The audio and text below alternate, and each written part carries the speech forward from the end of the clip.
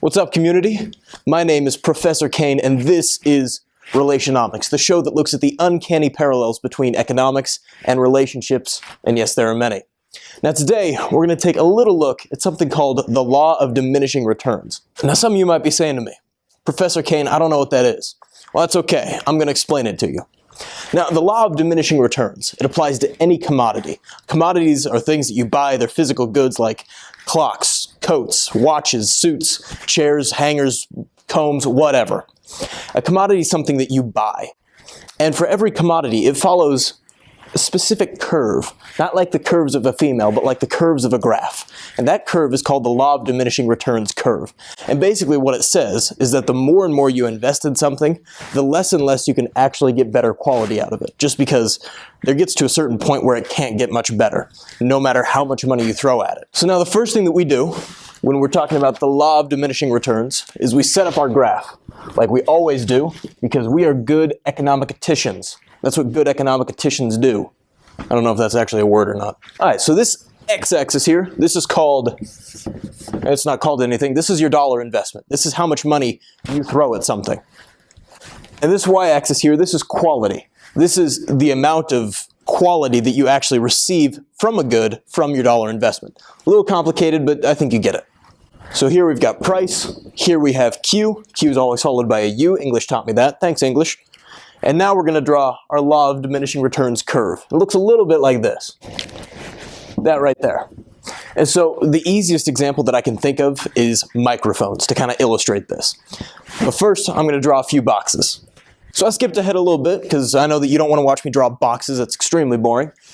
Now, to begin, you've got your the microphone that comes in your phone, the thing that you hear on the other end when your mom calls you and she sounds like the Wicked Witch of the West. She probably doesn't sound like the Wicked Witch of the West. If she does, you might want to get that checked out. And that one, you don't have to pay for because it's free. So it's all the way here on the price axis. And in response, the quality's terrible. I mean, it's just a bad microphone. You could talk into a garbage bin and it would resonate your voice better than this microphone does. It's awful. Now, after that, we've got our maybe $20, $30 mic. So you're putting a little bit of money in and you're getting a lot more quality. So on the x-axis, it's pushed out a little bit because you're investing some money, but the quality goes way up, especially compared to that disgusting microphone that you call your mom with. It goes way up. So when you put forth a little bit of money, quality improves quite a bit. Now, when we move out here to this is maybe a $300, $400 microphone. Like we're getting into some pristine audio when I'm talking here. This $300, $400 mic, this is substantially better than your $20 and infinitely better than your $0. This is the microphone that starving artists use. This is the microphones that universities will lend out to their students because they want to give them something good, but they also don't want to spend a lot of money because they're cheap. And then out here, you've got your ridiculous movie quality mic. Professional voiceover people use this mic. Studios use this mic. Ridiculous mic. Obviously, it's very top-notch quality, but it's also insanely priced. We're talking $2,000, $10,000, $20,000 microphone. Just insane. And what the Law of Diminishing Returns says is that when you're along this curve, the difference between these two in price is enormous. The difference between these two in quality, maybe not so much. What it's saying is you might be overpaying a little lot for a microphone. So that's basically the Law of Diminishing Returns. That's really where it applies. Now, let's apply that to girls. Girls work pretty much the same way, and they have an almost identical Law of Diminishing Returns curve. Now let me explain this. Before I get started, girls are not a commodity. They are not to be bought, traded, sold, or anything like that. That's called slavery. That's illegal. That's wrong. Don't do it. So now, we're going to apply this thing to girls.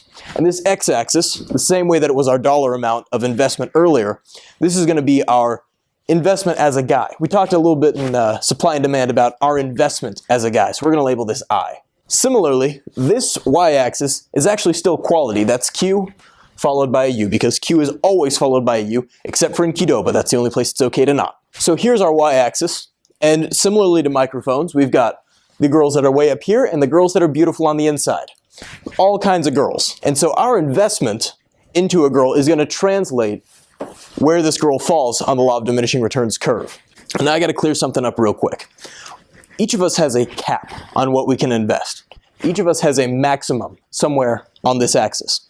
Some of us are Ryan Reynolds. Some of us are Jonah Hills, and that's okay, and there's not really much that we can do about that. But it's something that's important to understand when we move forward. Now that I cleared that up, let's get into it. Now when we start out on this area of the graph, this is maybe where we want to start out. This is a good starting point for where we want to go next. This may be the girl that you don't necessarily want to spend the rest of your life with, but this is also a good place to start out because you don't want to stay single your entire life. So in this area of the graph, maybe minimal investment, but you know what you're getting. Now, as we move along on this graph, this is a person you might be a little more serious about. This is a person you might seriously consider dating. This is a person you might want to be a little more than friends with intentionally. You're going to invest a little more in this person. You're going to maybe want to take her on real dates. You're going to want to spend a little bit of time with her. And in response, you're going to get a little more of kind of what you want out of something potentially long-term. Now, as we move a little further, you may have noticed that we have crossed the line of what the average guy can invest. We're looking at something a little more serious, a little more higher end. You're investing some more. You're investing more of your time. You're investing more of your money. You're involving her possibly in your future plans. You're spending less time with the boys to spend time with her, except for Saturdays. Saturdays will always be for the boys. And as a result, this gets pushed way up. You're definitely looking at something long-term. You're looking at something possibly involving a ring. This is really what you're looking for out of a relationship. And so now we move out to the ridiculous zone. This is undeniably better than anything that we've ever had, but it's also undeniably unattainable for most guys. This is ridiculous, all right? We're talking here about your Ryan Reynoldses, your Ryan Goslings. I talked about this before. If you're making more than $5 million a quarter, this is just insane. Likewise, this is ridiculous.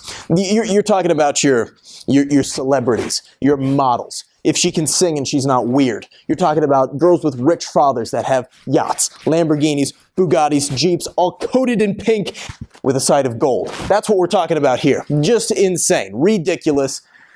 Don't spend your time in these margins. You really don't want to spend your time in these margins. Most of the time, it's not worth it in these margins. The point of the law of diminishing returns, I showed you this curve earlier. You want to find the apex of this curve. That is the point where you get the most y-axis from the most x-axis. In my experience, the apex of that point has been right here. Right around that $300 mic, or that girl that you just really want to invest in. Maybe she's just really chill, kind of pretty, great personality. This is the type of girl, she's not high maintenance, and she'll watch football all Sunday with you, just because she knows you like it. That's what we're talking about. That's what you ought to go for. Not the model, not the celebrity, not the... Don't go for that. Go for this girl. The Law of Diminishing Returns and Professor Kane says so. Thanks for watching. Stay salty.